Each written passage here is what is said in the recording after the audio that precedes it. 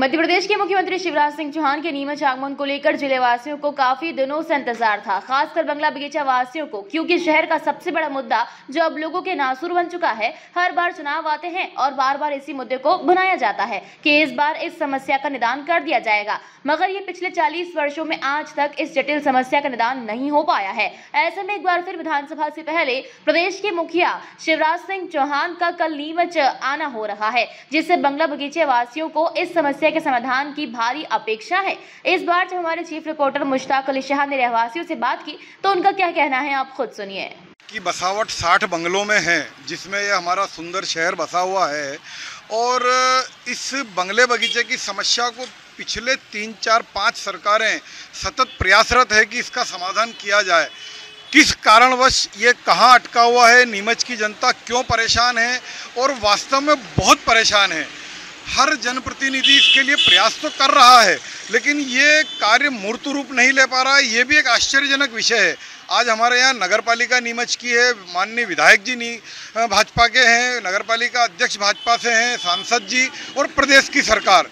तो इस समस्या का समाधान होना चाहिए। ये नीमच की जनता पूरे जोश खरोश से माननीय प्रदेश के मुखिया जी शिवराज जी का इंतजार कर रही है और संभवतः मैं भी भाजपा का पूर्व पदाधिकारी हूं, मुझे ऐसा लगता है कि कल माननीय मुख्यमंत्री महोदय इस समस्या का समाधान कर नीमच के जनता को एक सौगात देंगे।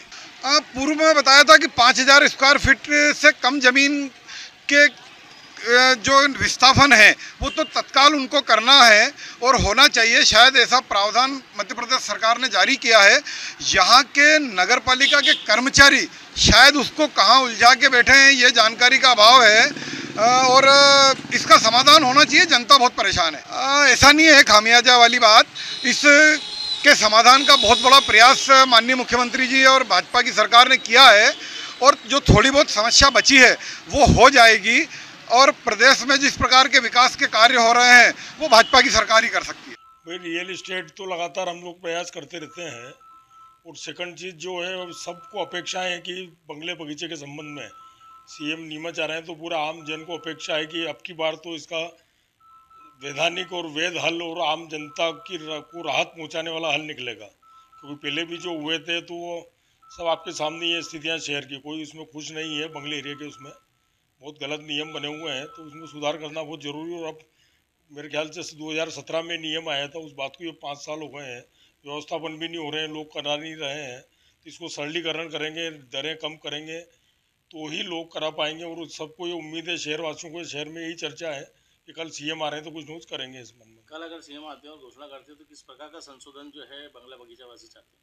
बंगला बगीचा वासी यही चाहते हैं कि पहली तो गाइडलाइन बहुत ज़्यादा है शहर में प्रॉपर्टी की। हम लगातार विरोध करते रहते हैं, हर साल करते हैं, तो भी जब कभी सुनवाई होती है कभी नहीं होती है। पिछले साल भी वो रजिस्ट्रार साहब थे, वो भी उठपटांग करके चले गए। उसके बाद जो अभी फिर हमने कलेक्टर साहब से भी मिले थे उस दिन, उन्हें भी आश्वासन दिया है और इस बार कुछ पॉजिटिव है गाइडलाइन के संबंध में। तो गाइडलाइन अगर व्यवस्थित नहीं होगी और इधर दरें जो है बहुत ज़्यादा है बंगले एरिया में, जो परसेंटेज है लोगों को भरने का, और हर साल जो लीज का जो है समीकरण, उसमें जो गाइडलाइन ज़्यादा है तो लीज भी ज़्यादा आएगी, इसलिए लोग व्यवस्था हम करा नहीं रहे हैं। मकान मालिक से किराएदार बन रहे हैं। इतनी लीज आ रही है, 10-10 हज़ार, 20-20 हज़ार, 50-50 हज़ार रुपये साल की लीज आ रही है, 2-2 लाख रुपए आ रही है बहुत से टैगोर मार्ग वगैरह पे। तो नहीं, हिबानामा और ये आपके सब दान पत्र जब सुप्रीम कोर्ट ने मान्य करती है तो राज्य शासन को भी करना चाहिए और करेंगे वो भी। कलेक्टर साहब से भी इस मुद्दे पे थे, उन्होंने भी पूरी जानकारी भेजी है। कल तो उतरना ही चाहिए साहब, इतनी बार लगातार वो करके गए हैं और इस बार थोड़ा सीरियसली शायद लग रहा है लोगों को कि अभी आ रहे हैं तो कुछ न कुछ घोषणा कल करेंगे। और अगर नहीं होती है तो फिर वो शहरवासी, फिर आक्रोश रहेगा शहरवासियों में, बंगले बगीचे वालों में आक्रोश रहेगा तो फिर दिक्कत आती ना। चुनाव भी आ रहे हैं तो कहीं ना कहीं इस बात को आम जनता की जो है, वाकई में जो है, मैं खुद बंगले एरिया में रह रहा हूँ, हमने भी आज तक नहीं लगाए इसके कागज में व्यवस्थापन ने लगाए कैसे हम, क्योंकि इतने पैसे कहाँ से भरे आदमी। बंगला बगीचा वासी जो है नीमच के बहुत ठंडे लोग हैं, उसमें सभी लोग आ गए बंगले बगीचे। कभी कोई आता, हमने विगत मतलब 10 सालों में कम से कम 10 बार कार्यक्रम करे होंगे। तो हमारे वो तो व्यक्तिगत रिलेशन से मान के जो आप 300, 200, 250, 300 लोग आ जाते थे। नहीं तो आम आदमी तो कोई आता नहीं है इतना, मतलब फ़ोन लगाते हैं तो आम आदमी को भी जागरूक होना पड़ेगा कि सबकी समस्या कोई व्यक्तिगत तो है नहीं किसी की। तो नहीं होगा तो ये बेटर हो। फिर आप जो है जैसी स्थिति है, ना तो लोन मिलना है, ना प्रॉपर्टियाँ बिकना है, कुछ भी नहीं होना है। फिर ये समस्या चलती रहेगी तो और शहरवासी और मतलब मान चलो उनकी मानसिकता इतनी खराब हो चुकी है बंगले बगीचे वासियों की कि बहुत से लोगों को जिनको जिनाइन जरूरत है पैसे की, वो प्रॉपर्टी बेच भी नहीं पा रहे हैं, बिक भी नहीं रही बंगले एरिया में। बहुत जरूरी है समाधान होना, और कल लोगों को अपेक्षाएं है कि सीएम कुछ बोलेंगे इस संबंध में। ये शिवराज सिंह जी चौहान कल हमारे यहाँ मुखिया पधार रहे हैं, उनका तहे दिल से हम वेलकम करेंगे। बाकी हमारी ये नाराज़गी रहेगी बंगला बगीचा वासियों की कि पिछले 15 साल पहले शिवराज सिंह जी यहाँ पे इसी चौराहे के ऊपर आए थे और उन्होंने सभा के अंदर ये कहा था कि हम बंगला बगीचा वासियों का निराकरण कर देंगे। आज 60% जनता बंगला बगीचा एरिया में रह रही है। बाकी इस और प्रशासन और शासन कोई ध्यान नहीं दे रहा है और यहाँ के रहवासी बड़े परेशान हैं। कहीं पे भी जाते हैं तो बिना पैसे के कोई काम नहीं हो रहा है उधर। आज अगर कोई चीज़ के लिए अपनी जानकारी चाहिए तो फाइल निकालने के लिए पैसे देना पड़ रहे हैं पब्लिक को।